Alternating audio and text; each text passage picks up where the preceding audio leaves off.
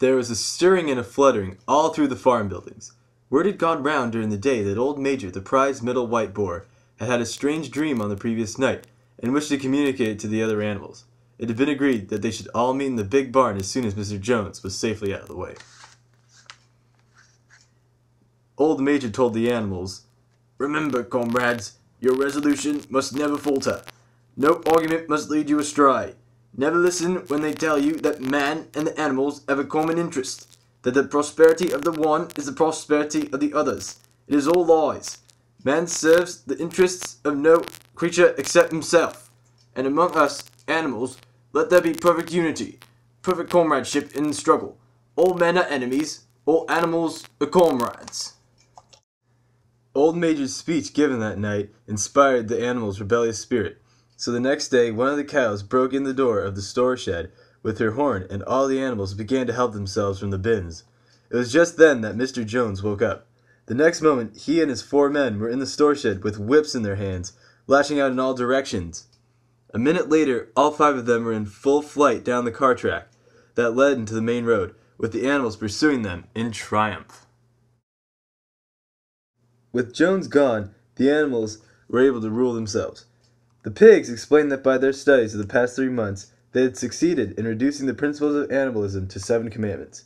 These 7 commandments would now be inscribed on the side of the barn. They would form an unalterable law by which all the animals on the animal farm must live forever after. They ran thus: whatever goes upon 2 legs is an enemy. Whatever goes upon 4 legs or has wings is a friend. No animal shall wear clothes.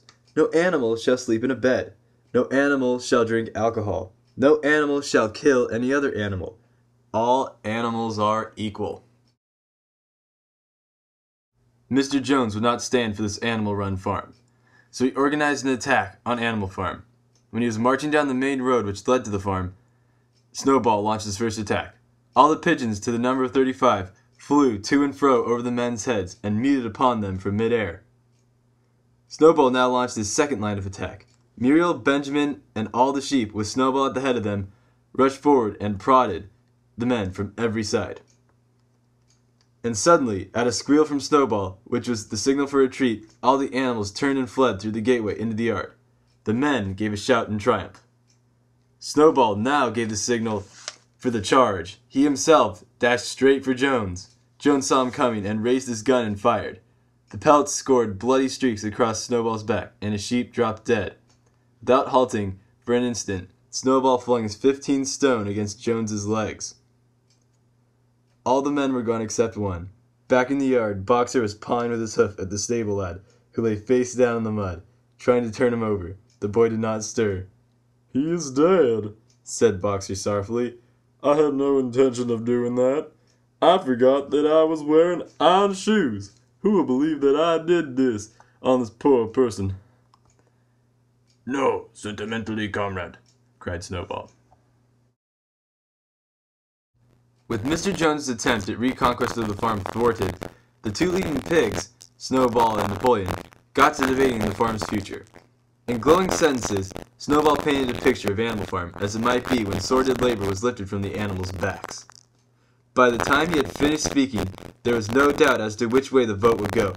But just at this moment, Napoleon stood up and, casting a peculiar sidelong look at Snowball, uttered a high-pitched whimper of a kind no one had ever heard him utter before. At this, there was a terrible baying sound outside, and 9 enormous dogs wearing brass-studded collars came bounding into the barn. They dashed straight for Snowball, who barely escaped their clutches when he slid through a small hole in the hedge and was never seen again. With Napoleon in charge, the pigs started to disobey the 7 commandments written on the side of the barn, by living in a house than in a mere sty.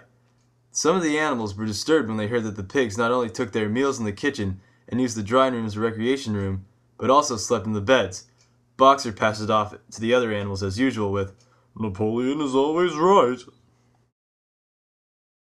The animals had been working hard on creating a windmill, until one day a terrible sight had met their eyes. The windmill was in ruins. Napoleon paced to and fro in silence, occasionally snuffing at the ground. His tail had gone rigid and twitched sharply from side to side, a sign in him of intense mental activity. Suddenly he halted, as though his mind were made up.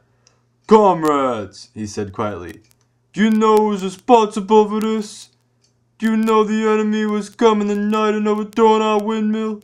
Snowball! He suddenly roared in a voice of thunder. Snowball has done this thing!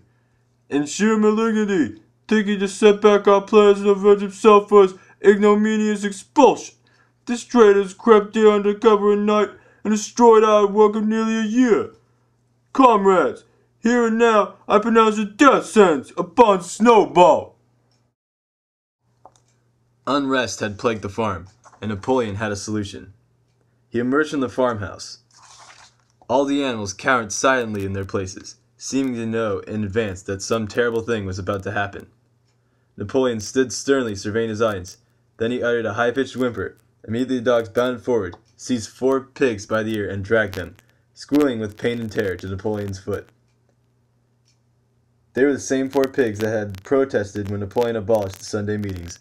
Without any further prompting, they confessed that they had secretly been in touch with Snowball ever since his expulsion. When they had finished their confession, the dogs promptly tore their throats out, and in a terrible voice Napoleon demanded whether any other animal had anything to confess. The 3 hens, who had been the ringleaders in the attempted rebellion over the eggs, now came forward and stated that Snowball had appeared to them in a dream and incited them to disobey Napoleon's orders. They too were slaughtered. When it all was over, the remaining animals, except for the pigs and dogs, crept away in a body. Old Madred taught the animals of the farm the song Beasts of England as for the Song of the Rebellion.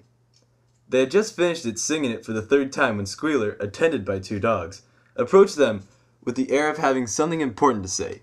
He announced that, by a special decree of Comrade Napoleon, Beasts of England had been abolished. From now onwards it was forbidden to sing it. The animals were taken aback. "Why?" cried Muriel. "It's no longer needed, comrade," said the Squealer stiffly. "Beasts of England was the song of the rebellion. The rebellion is now completed. The execution of the traitors is this afternoon's final act. The enemy, both external and internal, has been defeated." After years of hard work, Boxer had finally succumbed to his injuries. The animals were all at work weeding turnips under the supervision of a pig when they were astonished to see Benjamin come galloping from the direction of the farm buildings, braying at the top of his voice. "Quick! Quick!" he shouted. "Come at once! They're taking Boxer away!" The animals crowded the van. "Goodbye, Boxer," they chorused. "Goodbye!" "Fools! Fools!" shouted Benjamin. "Fools! Do you not see what was written on the side of the van?" Alfred Simmons' horse slaughter in glue boiler, Wildington, was written on the side of the van. A cry of horror burst out from the animals. Boxer was later taken to his death. Squealer later lied about the Boxer's last words. "Forward, comrades," he whispered.